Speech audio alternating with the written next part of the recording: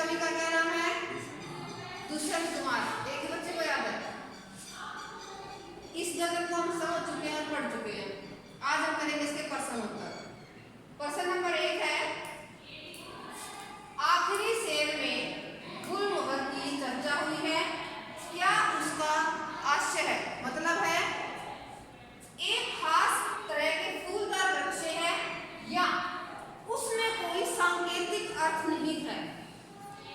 समझाकर लिखिए।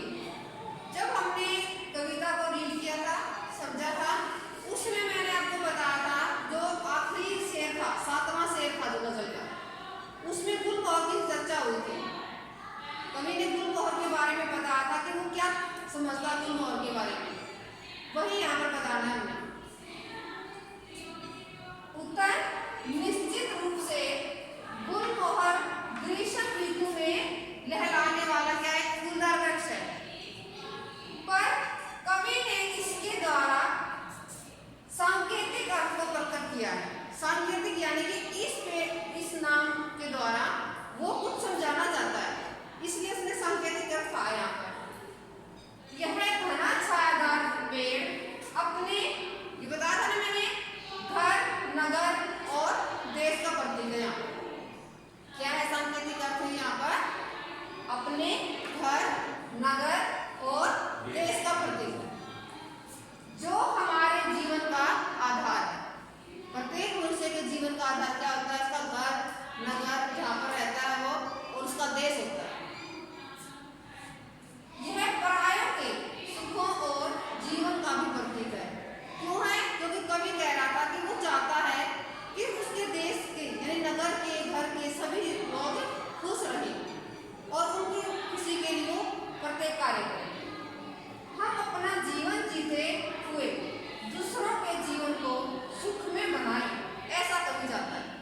इसी आखिरी पद्यांश में बताया था कवि ने कि वो चाहता है कि अपने पूरे जीवन अपने घर, नगर, देश के लोगों की सेवा करें और उसके जो परिवार हैं, उसके आसपास के जो लोग हैं, उन लोगों की वो जहाँ तक हो सके वो सहायता कर सके। ये बताया था आखिरी पद्यांश में।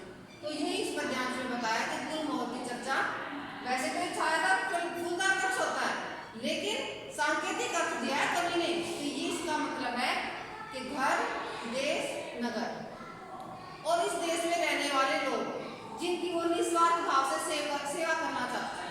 ठीक है, ये था पहला प्रश्न का।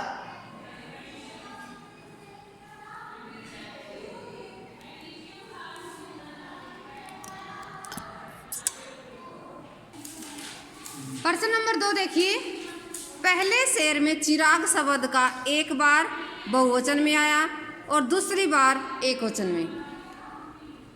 अर्थ एवं काव्य सौंदर्य की दृष्टि से इसका क्या महत्व है?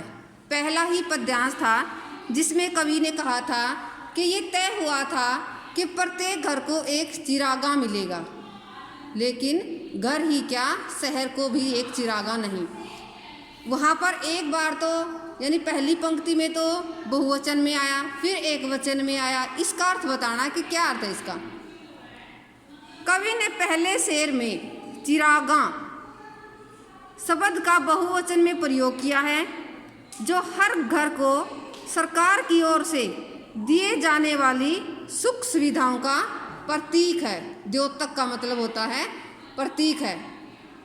ठीक है, बहुवचन का अर्थ है कि जो भारत आज़ादी के बाद तय किया गया था कि भी सभी लोगों को प्रत्येक घर को सुख सुविधाएं दी जाएंगी, वो था चिरागा बहुवचन में। दूसरी बार कवि ने चिराग शब्द का एकवचन में प्रयोग किया है, जो जनता को सुख आराम प्रदान करने वाली केंद्रीय सरकार का प्रतीक है। केंद्रीय सरकार तो एक ही है, सुख सुविधाएं बहुवचन में और केंद्रीय सरकार एकवचन में। सरकार का कार्य है कि वह जनता को सुख सुविधाएं प्रदान करने की व्यवस्था करे, पर सरकार ही ऐसा नहीं है, सरकार ऐसे नहीं है जो ऐसा कर सके। कवि ने एक ही शब्द का प्रतीकात्मक और लाक्षणिक प्रयोग करके अपनी कल्पना क्षमता का अद्भुत परिचय दिया। जो कवि होते हैं वो अपनी कल्पना के आधार पर ही कविताओं की रचना करते हैं।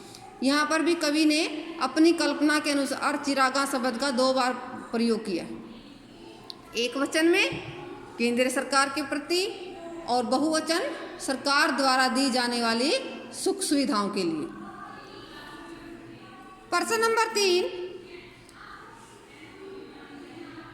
गजल के तीसरे शेर को गौर से पढ़ें। यहाँ दुष्यंत का इशारा किस तरह के लोगों की ओर है?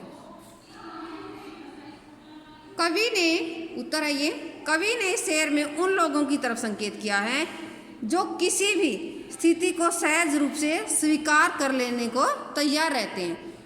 जो था ना वो कि भाई वो कमीज नहीं उनके पास और पाँव से अपने पेट को ढक लेते हैं, यानी उन लोगों को उसी परिस्थिति में रहने की आदत हो जाती है। वो सरकार के विरुद्ध आवाज़ नहीं उठाते,